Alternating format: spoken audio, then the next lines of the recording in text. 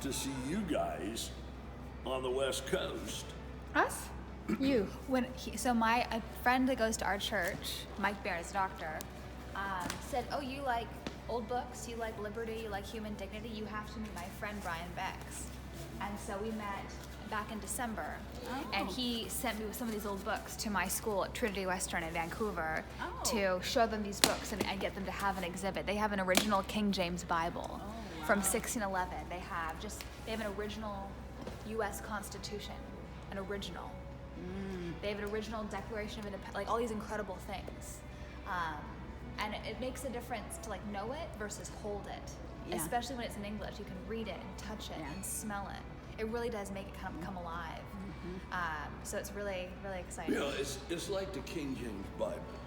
Most people do not realize that if you go to a Catholic church, pick your hometown, go to a Catholic church and see their Bible, and walk 4 blocks later and go to a Presbyterian church.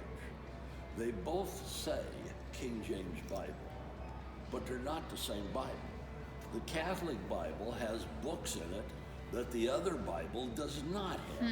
It's called the Apocrypha, etc. And the way you can tell, and we actually have an original first printing King James Bible, 1611.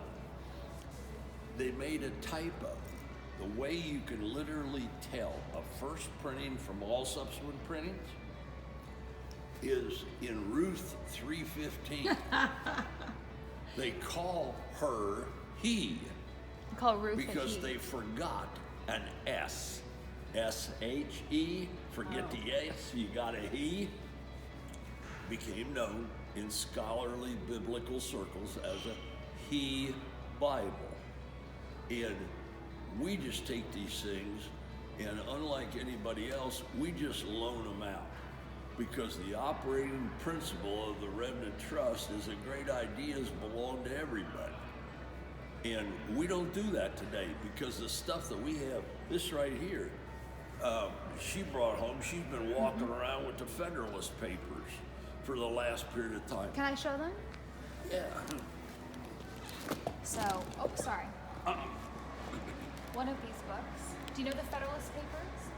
So, before the United States Constitution was signed on by all the states, there was something called the Articles of Confederation, which was a loose way to bind America. And there are some founding fathers, James Madison, Alexander Hamilton, John Jay. They said, America and states, we need to have a constitution, something stronger that actually makes us a country, so we can defend ourselves if someone invades us.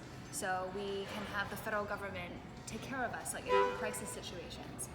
And so they wrote these op-eds anonymously, circulating all the papers across America, arguing for all these reasons why they should have a United States Constitution. And that was in the years leading up to the Constitutional Convention in 1789. So this is a bound copy of these essays, these op-eds called the Federalist Papers.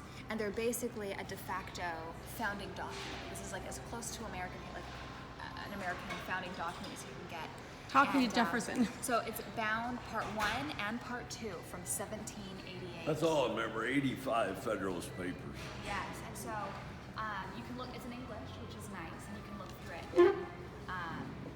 One of these just sold for $50. They're just incredibly rare. And this dumb blonde has been wandering around with it for the last 6 weeks in her These purse. priceless. Yeah. Can you believe that? What an idiot I am. But those weren't even the other ones. The other ones that you took, the one that your old man slept with, is better than these. Yeah. Aristotle. Yeah. They weren't Grandma, just Aristotle's, if you read a Aristotle's sentence, you can ethics see in a that. manuscript form. The essays? And remember, and you see, this is the key with teaching kids. Aristotle wrote ethics for his illegitimate son. That's just how they Okay, no, now you don't. Aristotle's wife died. He got him some new arm candy. They never got married. They had a child as a son, and the primary, if you were in a business school, anywhere in higher education in North America, you would have to spend $40 and buy a reprint of Aristotle's Ethics.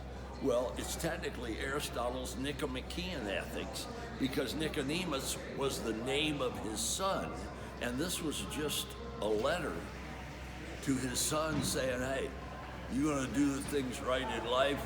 You need the same thing the Latin Church did with Augustine's City of God. And Confessions is the same thing. Well, we don't do that anymore because all we teach today is this. This is what we do. Well, we need to have more fathers writing letters to their children and passing on Yeah, what they know. she had, did you take Cicero's thing did. out there? Yeah. So she had the two most famous letters in history. Aristotle's Nicomachean Ethics and Cicero's De Officiis on duties.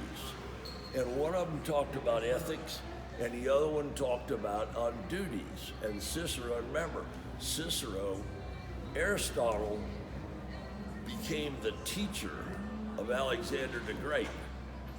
And Cicero got beheaded because he was doing some stuff in the Senate that a lot of other, it's kind of like Trump today. The Democrats are trying to behead him every day of his life in some fashion. Doesn't matter why, and don't logic it out, don't think about it, just that's the way it is. But those two, and you had both of them out there, didn't you? Yeah. And your old man's university, they're gonna have a president in a month or something? In July. And that's my university. I went there too. Did you? And her brothers are there too. Well, could you- she says what? What do you want? I was going to ask if you could explain to the three of us, because Lexi already knows, your vision, what Remnant Trust is, and so that I can share this with the world. My story is simple. I'm a product of the 60s. I was going to Bloomington in law school when they were burning libraries and burning ROTC buildings back in the day, and I spent 24 years in front of a television camera. I had, a weekly program. When I quit in the early 90s, it was on 120 stations all over the country, and I just quit. And then I got this idea because my mother, and you'd have had to know my mother. My mother told me one day, said in her parlor in Pennsylvania, she said, the only thing that excites college professors are old books. And your old man proved that because he wants to go to bed with Aristotle. Okay, so the point is, we tested that out. We went to an American Library Association convention in Washington, D.C. My youngest son, who's the head of the trust, my wife and I, and this is 20 years ago, and we put out these old books to test my mother's thesis. My mother's thesis was the only thing that excites college professors are old books. And the only thing that you can excite college students with is by the professor, et cetera, et cetera. And we did that, and we came back with 1,500 universities that wanted to take our stuff, and we couldn't handle because I set out just wanting to get, and I asked 4 different scholars, one from Oxford, one from Cambridge, one from Harvard, and one from Stanford, make me, and this is literally how the Remnant Trust started, make me a list of the 100 most significant texts in the last 2,500 years. Go back to the sages of Greece, 500 BC, come to the 20th century. Only on individual liberty and human dignity. That's all I want to talk about is liberty and dignity. So I got back 6 months later a list from these independent scholars where there was a consensus. We wrote that down. Where there wasn't a consensus, there was a consensus on de Tocqueville, Aristotle, Plato, Mary Wollstonecraft, and Thomas Paine. There was not a consensus on Kant or Rousseau, and when there wasn't a consensus, we just arbitrarily picked it. And I started traveling in different parts of the world trying to find these works. See, the difference, higher educational institutions are great in getting your widow to donate stuff after you croaked so she gets a tax deduction. I mean, that's the real reason they do it, okay? From California to Connecticut. What we did was literally go out and I would contact antiquarian dealers. We found our King James Bible in the widow of a Baptist preacher in Whitefish Bay, Wisconsin, who she saw our exhibit at the University of Wisconsin. And she says, you know, my husband died 4 years ago. I still got all these damn boxes up in the closet. Would you come up here and look at them? And one of them is a first he edition King James Bible, 1611, worth probably $150,000. It's in a shoebox. In a shoebox. Yeah, it's just in her closet. What about this? Well, what do you want to give these things away? You want to sell them? What do you want to do? You mean some of them are valuable? I said, yeah, some of them are valuable and some are less valuable. So you got to look. But that's literally how That's incredible. the Remnant Trust started. And you know, when we came back from that association, Library Association, we had so many requests that I went to a friend of mine who's a former president of Indiana University, and I said, what do I do? I got 1,500 business cards. They all want us to go there. We can't answer that. And so we formed a 501c3 and all the corporate crap and did all that. And so we do 6, 8, 10 exhibits every semester all over the world where, like yours, we'll take X number. You gotta tell that vice president he needs to get me a list right now of what he wants, because he has to compete with other higher educational institutions, and the sooner I get the list. Now, will I be a little bit prejudiced with her? Probably, but I ain't going over a line. I'm not like Barack Obama. I'm not gonna draw a line in the sand and then forget I drew it, okay? So they need to get that list because that enables them to get more of what they want. And we just share these things. And for the most part, we're sharing stuff that have for centuries been locked up in vaults, been hidden in private collections, and the super rich are the only ones that get to see them. And that's just not the way you get things done. So that answers your question. We want these young people to know these writers and to love them and value them. Many of these young people don't even know the names of these people anymore.